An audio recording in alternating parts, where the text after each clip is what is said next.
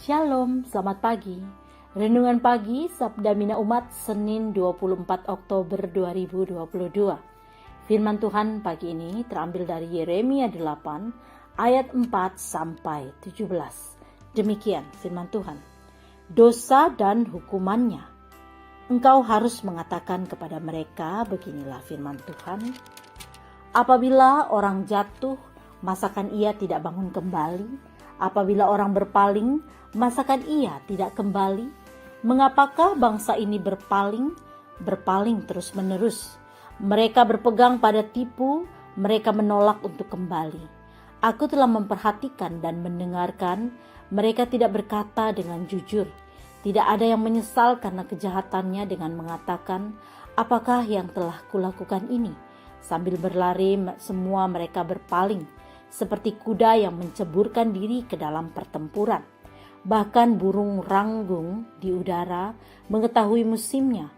Burung tekukur, burung layang-layang dan burung bangau berpegang pada waktu kembalinya, tetapi umatku tidak mengetahui hukum Tuhan.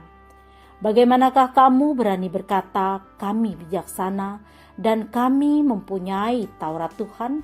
Sesungguhnya pena palsu menyurat sudah membuatnya menjadi bohong.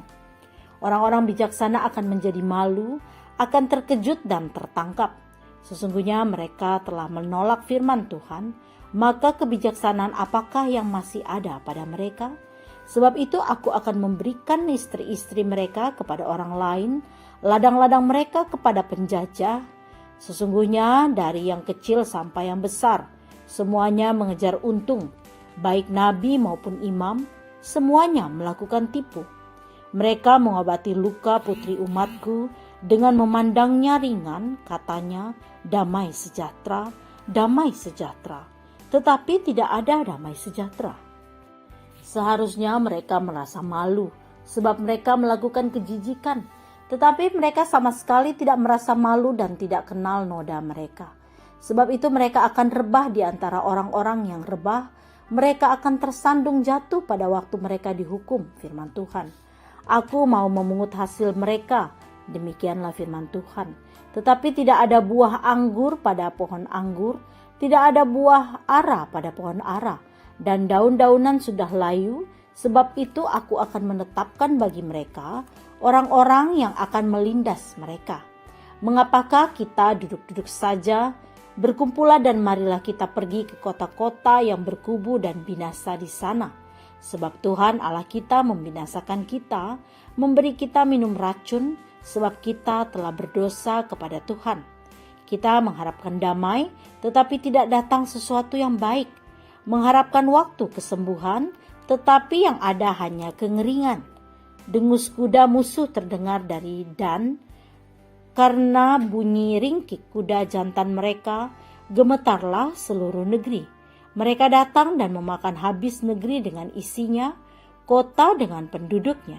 Lihatlah, aku melepaskan ke antaramu ular-ular beludak yang tidak dapat dimanterai, yang akan memagut kamu. Demikianlah firman Tuhan.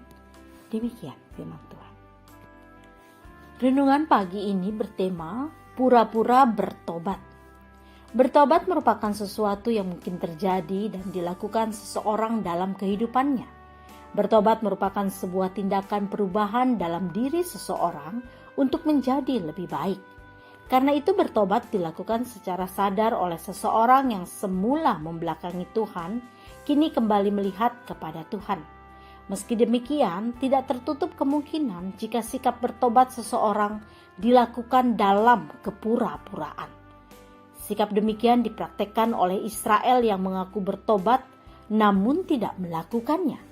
Itulah sebabnya Tuhan mengekspresikan keheranannya dengan mengajukan pertanyaan-pertanyaan kepada Israel terkait pertobatan mereka.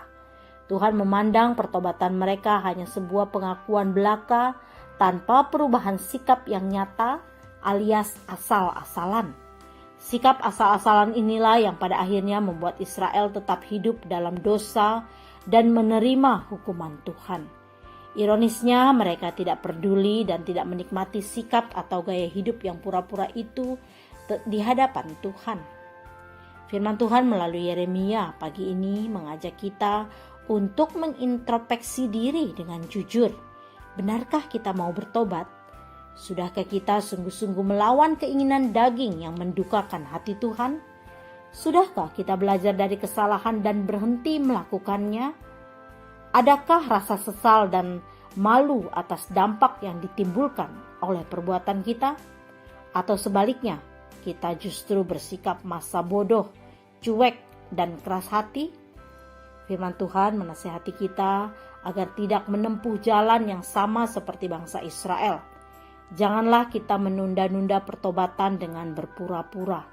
Sadarilah segera kesalahan dan pelanggaran kita selagi Tuhan masih berpanjang sabar. Sebab hanya dengan bertobat, maka Tuhan berkenan memulihkan kehidupan kita.